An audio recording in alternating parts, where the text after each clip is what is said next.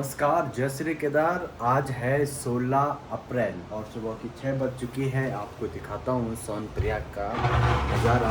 ये वो रूम है जहाँ पर हम कल रुके थे 4 बेड। और बाहर का नज़ारा कुछ इस प्रकार है भाई। सोनप्रयाग का बिल्कुल शांत नज़ारा आजकल का। पार्किंग बिल्कुल खाली है। रोड आजकल उतनी भरी नहीं है जितने आज से 5-6 दिन बाद भरने वाली है। सोनप्रयाग में हम अभी ज़्यादा नहीं रुकेंगे क्योंकि जो हमारा माल वाला है, जो खच्चर वाले हैं, विपिन है, बाकी सब लोग पहुंच गए हैं गौरीकुंड में और वहां पर माल भरने लगे हैं। तो हमें फटाफट वहां जाना है। बाकी भाई ये रूम है और इसी प्रकार के अनेक रूम हैं। ये जैसे बगल वाला रूम है, तो ये सब रूम है। तो अगर आपको रूम बुक करना है यहाँ सोनप्रयाग में, और सबसे अच्छी बात है कि यहीं जस्ट इसके बाद में जैसे यहाँ पर है तो यहाँ पर आपका टिकट वगैरह चेक होती है। ये है मीन मार्केट, पार्किंग वहाँ पर है। यहाँ पर भी इनका होटल है और यहाँ पे टिकट चेक होती है, आपका पंजीकरण, और यहाँ से आपकी लाइन लगने शुरू होती है। ये देखिए जी, ये बने हैं बैरिगेटर, तो यहाँ से लाइन, और ये वाला गौरीकुंड का मार्ग है। तो अगर आप चाहे तो इन रूम को बुक कर सकते हैं। आपको इसी नंबर पे आके संपर्क करना पड़ेगा। फिलहाल मैं चलता हूँ गौरीकुंड की तरफ। तो पहुँचो आधा घंटे पहले। तो भाई ये देखो भाई, सारे माल के खच्चर आना शुरू हो गया है और ये स्टॉक वगैरह लोगों ने शुरू कर लिया है। लोगों से घोड़े खच्चर देखो लगातार आ रहे हैं। होटल के लिए आना है श्री संकट मोचन हनुमान मंदिर के पास।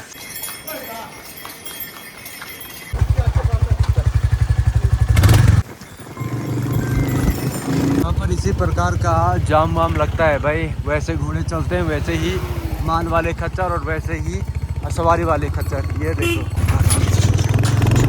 देखो भाई, जैसे मैंने कल बताया था कि यहाँ पर कल बहुत भीड़ हो जाएगी। तो ये देखो जी, सारे जगहों पर आपको घोड़े खच्चर देखने को मिल रहे हैं।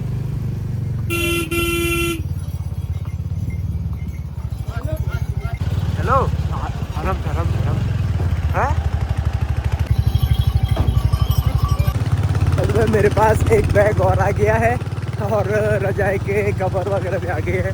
बिल्कुल भर गया। अब यहाँ गौरीकुंड वाले रूट पर इसी प्रकार का जाम लगता है। ये देखो जी,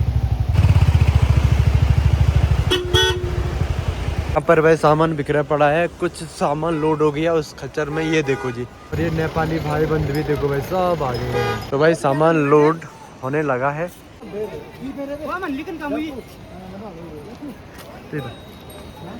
सबसे ज़्यादा जो प्रॉब्लम क्रिएट करती है वो करता है माल लोड करना। मतलब खच्चरों में जब तक माल नहीं पहुंचा तब तक बड़ी दिक्कत होती है। और एक बार खच्चर में माल लोड हो गया तब कोई टेंशन नहीं, क्योंकि खच्चर बड़े आनाकानी करते हैं। और अभी तो जिस खच्चर में माल जाना था उसने इस गाड़ी का शीशा तोड़ दिया, तो नुकसान भी बहुत होता है।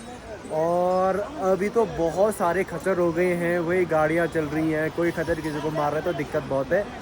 तो मैंने आपको पहले बताया है कि फर्स्ट के 7 दिन केदारनाथ में बहुत स्ट्रगल वाले होते हैं, बहुत मेहनत वाले होते हैं। फिलहाल सामान वगैरह लोड करना है।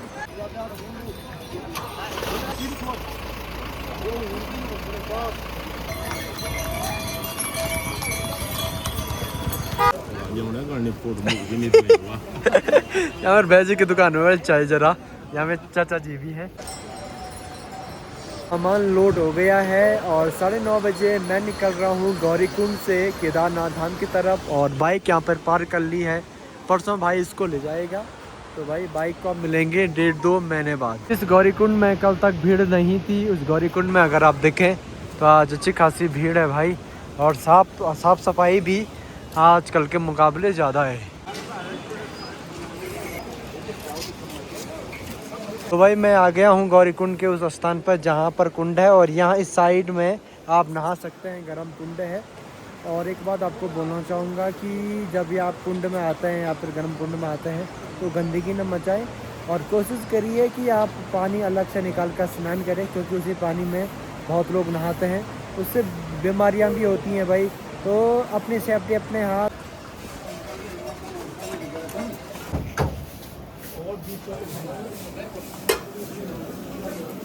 यहाँ से गौरीकुंड का मेन मार्केट ख़त्म हो जाता है और यहाँ से शुरू होता है केदारनाथ का ट्रैक। जो कि बिल्कुल खाली नहीं रहता है भाई, आजकल इतना भरा है। और आने वाले दिनों में तो यहाँ पर बहुत ज़्यादा पब्लिक रहती है। तो जब भी आप यात्रा करिए तो ये पोल नंबर ज़रूर याद रखिएगा भाई। तो घोड़े वगैरह मिलना यहाँ से शुरू होता है, यानी कि केदारनाथ का मार्केट जहाँ से ख़त्म होता है वहाँ से आपको घोड़े वगैरह मिलना शुरू हो जाता है। मैं हूँ घोड़ा पड़ाव गौरी कुंड में, और यहीं पर आपको घोड़े वगैरह मिलेंगे। और यहीं पर प्रीपेड काउंटर है। तो सभी लोगों को बोलना चाहूँगा भाई कि प्रीपेड काउंटर से एक बार पर्ची काटिए, जो कि 3500 रुपये की है, तब आप यात्रा करिए। अगर आप ब्लैक में पर्ची लेते हैं या फिर पर्ची न लेकर यात्रा करते मतलब कम प्राइस के चक्करों में, तो आपका नुकसान होगा, तो आपको ही दिक्कत होगी। आप किसी घोड़े वाले के साथ जाते हैं तो उसका जो आई कार्ड रहता है वो अपने पास रखिए, और तब तक उसको वापस मत दीजिए जबकि आपकी यात्रा पूरी नहीं हो जाती है। और जब भी आप यात्रा करें, मैंने बहुत बार देखा है कि जो बाहरी लोग रहते हैं, फिर यात्री लोग रहते हैं, वो बार्गेनिंग करते हैं कि भाई नहीं, पहले यहाँ पर जो बात हुई उसके विपरीत बात करते हैं कि नहीं इतना नहीं बन रहा, हम तो इतना देंगे, तूने इतना तंग किया। तो देखो यार, ऐसा नहीं करना है। बेचारे सभी मेहनत कर रहे हैं, 500 या फिर हज़ार तो नहीं, लेकिन 500-300 रुपये के वजह से किसी का मतलब दुखी नहीं करना है। यात्रा पर आप आते हैं तो मन में एक विचार रख कर आइए कि हमने किसी को दुख नहीं पहुंचाना है। और घोड़ों का कर्म में, अगर आप घोड़े में बैठ कर आते हैं तो बुरा नहीं है, वो उनका कर्म में, वो अपना कर्म करे। लेकिन अगर आपने किसी इंसान को जो उसके साथ मेहनत कर रहा है, कर्म कर रहा है, उसको दुखी कर लिया, तो ये तो थोड़ा अच्छी बात नहीं है। कोशिश करिए सबसे पहले कि घोड़ों का यूज ना करें। अगर आपने घोड़ों का यूज कर लिया तो किसी के पैसे न मारें, क्योंकि उन्हीं पैसों से वो घोड़े के लिए चना गुड़ वगैरह आता है। और जब भी आए अपने साथ, तो अगर आप पुण्य करना चाहते हैं तो मंदिरों में दान करने से बढ़िया इन बेजुबानों को ना कुछ खिलाकर जरूर जाइएगा। ये देखो जी, अगर आपने इनको गुड़ और चना खिला दिया तो मुझे लग रहा है कि भोलेनाथ आप पर खुश हो जाएंगे। फ़िलहाल मैं चलता हूँ आगे ट्रैक की ओर। आपने मेरा कल वाला ब्लॉग देखा होगा, उन लोगों को पता होगा कि मेरा स्वास्थ्य ठीक नहीं है, और मैं रात को निकला तो मेडिकल जितने भी थे, मेडिकल क्लिनिक सारे बंद हो चुके थे, तो मैं मेडिसिन भी नहीं ले पाया। और सोनपुरा गौरीकुंड में भी अभी कोई मेडिकल सुविधा नहीं है।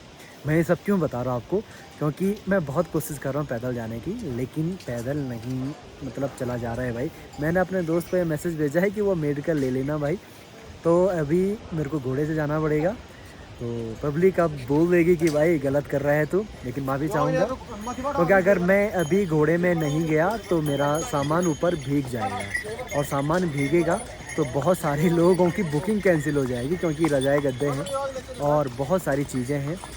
तो मुझे लगता है कि मुझे घोड़े में जाना चाहिए, और ये मैं थोड़ा अनुभव भी करूँगा कि आखिर घोड़े में जाना कितना सेफ़ है और कितना मतलब अनसेफ़ है। तो सारी चीज़ें मैं आपको बताऊँगा। तो फ़िलहाल बैठते हैं घोड़े में।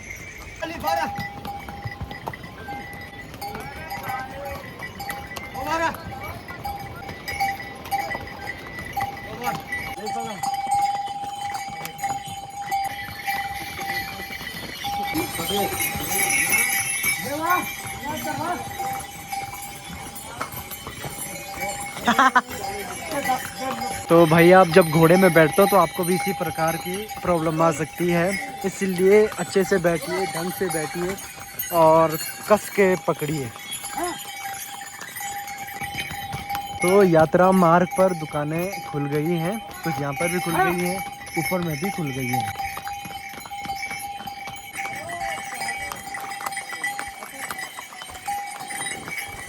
तो सारे कैंप वाले ना घोड़े में जा रहे हैं, क्योंकि सबका माल ऑलरेडी चला गया है, और अगर जल्दी नहीं गए तो माल भीग जाएगा।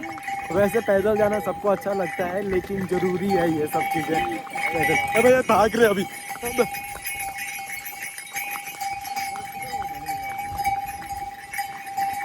खच्चर जब भागते बड़ा डर लगता है भाई।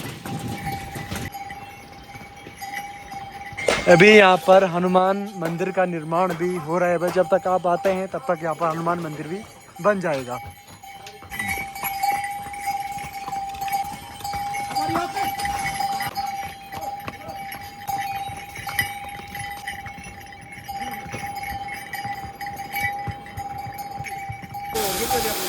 हाँ आ गया हूँ रामबाड़ा, और रामबाड़ा से ये रूट जो आप देख रहे हैं ये जाता है नया रास्ता। बिल्कुल खड़ी चढ़ाई है, ऊपर तक खड़ी चढ़ाई है। भले यहाँ का काम ऑलमोस्ट पूरा हो गया है ये देखिए, लेकिन फिर भी ये मार्ग अभी खोला नहीं गया है। और इसके पीछे वजह ये है क्योंकि इस मार्ग पर अभी दुकानें नहीं हैं, कैंप वगैरह नहीं है।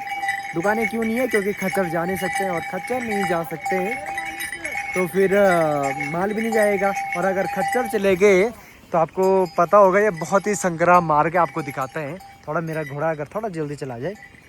देखिए जी, इतना संग्राम मार्ग है, और इस पर आगे भी कैंटीन पीछे भी, तो घोड़े बिल्कुल नहीं जा सकते। घोड़े इतने बड़े रूट पर जा सकते हैं, इस पर नहीं जा सकते हैं। इसलिए यहाँ पर ये भी आवाजाही बंद कर दी गई है। शायद अगले साल से खुल सकती है, वो भी वन वे। यहाँ पर लगातार दुकानें बनाने का कार्य चल रहा है रामबाड़ा में। भाई ऊपर अगर देखो बेस कैंप में, यहाँ पर बेस कैंप है तो बहुत ज़्यादा बर्फ़ दिख रही है, और मुझे लग रहा है कि आज हम वहाँ जाएंगे तो हमारा सबसे पहला कार्य होगा बर्फ़ को साफ़ करना। आपको केदारनाथ के रूट पर इस प्रकार के शेल्टर देखने को मिलेंगे, जो कि बहुत अच्छी व्यवस्था है, क्योंकि केदारनाथ के रूट का कोई भरोसा नहीं है। यहाँ पर बारिश बहुत ज़्यादा होते हैं, और ऐसे जब मौसम आता है तो ये शेल्टर बहुत मददगार होते हैं भाई। जगह जगह पर इसी प्रकार के शेल्टर बने हुए हैं। तो ये है भाई पुराना रास्ता, जो कि बहुत चढ़ाई पर है। अगर आप देखें तो यहाँ से होकर सीधे ऊपर साइड जा रहा है, ये देखो जी, सीधे। फिर वहाँ से और ट्रैक है। हाँ ये पुराना ना, और ये शुरू यहाँ से हो रहा है। भले ये न्यू है लेकिन पुराना रास्ता ये बोलते हैं इसको। में बर्फ़ मिलना शुरू हो गया है। ये देखिए जी, बर्फ़ का ग्लेशियर निकला हुआ है। यहाँ तो चलो बर्फ़ पिघल गई है, लेकिन बेस कैंप में मेरे ख्याल से बहुत ज़्यादा बर्फ़ है। और मैं फ़ोन को पकड़ रहा हूँ, जैसे ही घोड़े वोड़े दिक्कत करना शुरू कर रहे हैं भाई।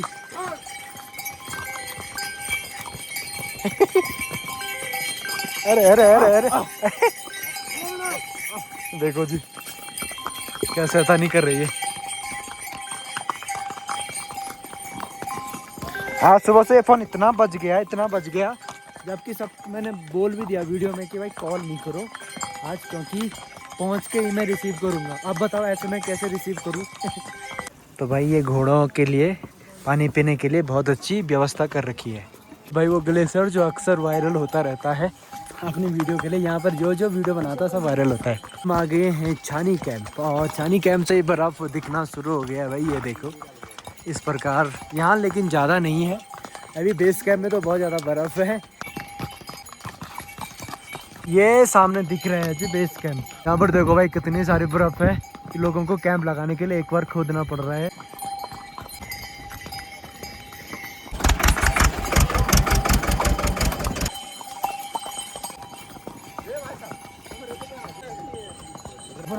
तो भाई हम आ गए हैं घोड़ा पड़ाव में, और यहीं पर घोड़े रुकते हैं। लेकिन अभी हम तो ऊपर ही जा रहे, थोड़ा तो ऊपर में रुकेंगे। लेकिन जब यात्री लोग आते हैं तो यहीं पर आपको रोका जाएगा, और यहीं पर आपको उतारा जाएगा।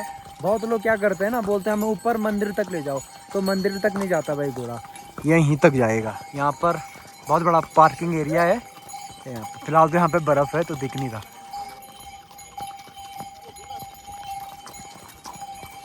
बेस कैंप और घोड़ा पड़ाव में भी लोगों की दुकानें बनना शुरू हो गया है। जो आप ये पूरी खाली ज़मीन देख रहे हैं, यहाँ पे सारी जगह कैंप दुकानें वगैरह लगती हैं। तो जब भी वो आएंगे तो एक बार इनको यहाँ पर पूरा ये बर्फ़ साफ़ करना पड़ेगा। अगर देर से आए तो ऑटोमेटिक हो जाएगा, कल परसों आए तो बर्फ़ एक बार साफ़ करना पड़ेगा।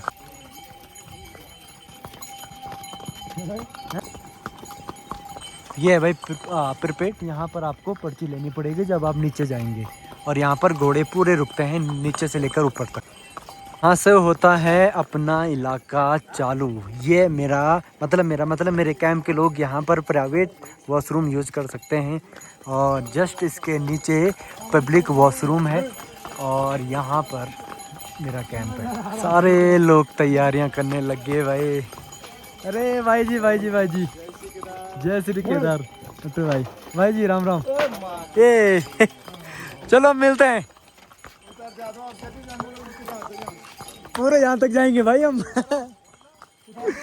हाँ फेंक दे नीचे। तो भाई ये है 32 number tin set. Bye bye bus रोक दो रोक दो रोक दो।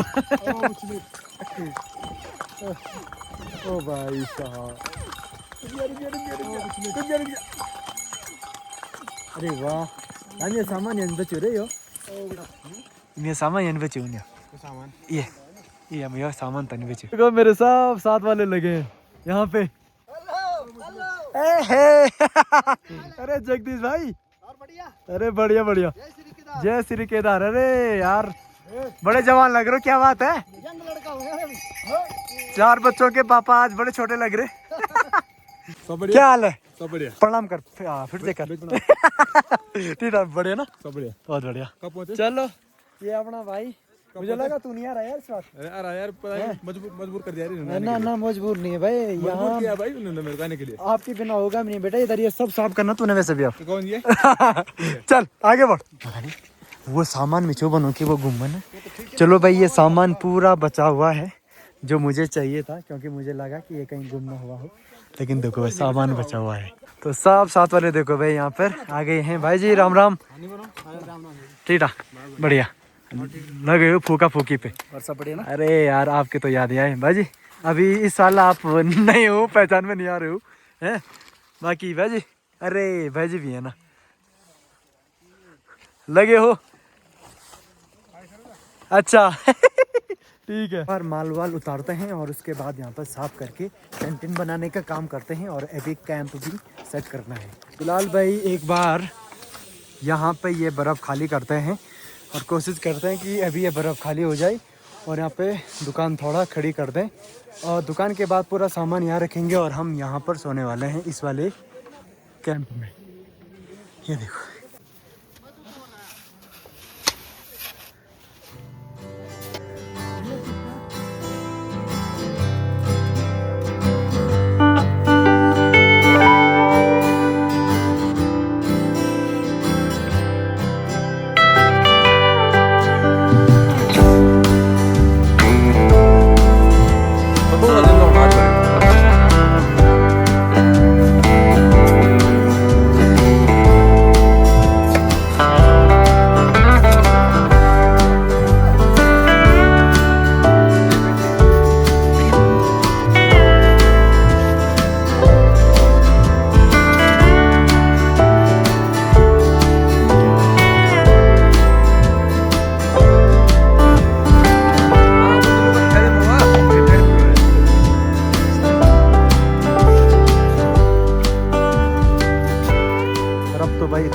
हो गई है, लेकिन अभी और साफ़ करनी है।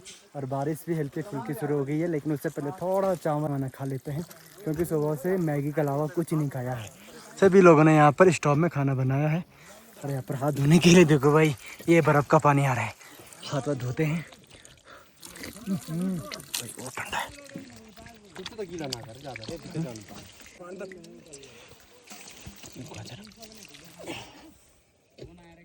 खाना आपने बनाया। हाँ मैंने बनाया। कुक है ना आप मेरे। हाँ। अन्नदाता यही हैं, भोजन माता। कुक यही बनेंगे भाई। चलो दाल अच्छी होगी तो कुक होगा, वरना फिर तो है। मैंने कहा कि शुरुआत के 7 दिन बहुत ही खतरनाक होते हैं, बहुत ही स्ट्रगल वाले होते, चाहे वो किसी भी फील्ड में हो, है जी। 7 दिन में जो यहाँ ढल गया उसके बाद तो भाई मौजी मौज है। तो एक और खाना वाना खाते हैं, बहुत दिक्कत। दाल में है दाल, मैगी और बाकी चीज़ें।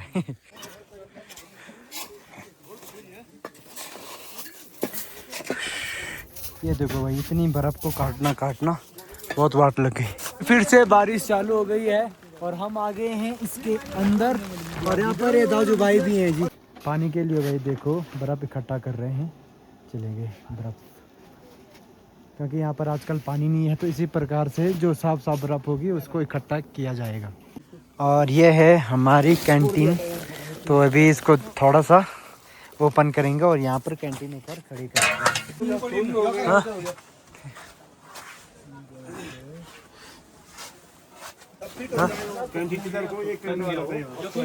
यहाँ फ्रंट बनेगा, यहाँ फ्रंट बनेगा ना यहाँ। हाँ हाँ मैं वेद बनूँ था। हाँ जी।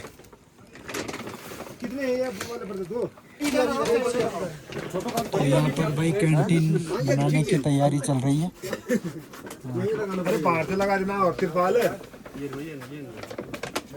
रात की 10:30 बज चुकी है और मैं कैंप में आ गया हूँ भाई। और अभी तक लगे थे अपनी कैंटीन सेट करने पर, क्योंकि वो नई कैंटीन है तो हमें सेट करना भी नहीं आ रहा, क्योंकि बहुत सेटिंग है भाई उसमें। और रात का टाइम भी था, लाइट नहीं थी और ठंडा भी बहुत है, बारिश भी होने वाली थी। तो हमने जैसे तैसे लगाया और आगे कैंप में। तो बहुत थका हुआ दिन था, बर्फ़बारी बहुत है केदारनाथ में। और कल जो हमारा काम होने वाला है वो सबसे पहले मैं आपको दिखाऊंगा यहाँ का व्यू, और फिर आपको दिखाऊंगा कैंप कैसे लगाएंगे, और पहले बर्फ़ साफ़ करने का नज़ारा। तो मिलते हैं दूसरे एक नई वीडियो में। तबीयत भी ख़राब है और बुखार भी आ रहा है। गुड नाइट, शुभ रात्रि। और डेली अपडेट के लिए आप फॉलो कर सकते हैं इंस्टाग्राम पर केदार अनुराग। जय श्री केदार, हर हर महादेव।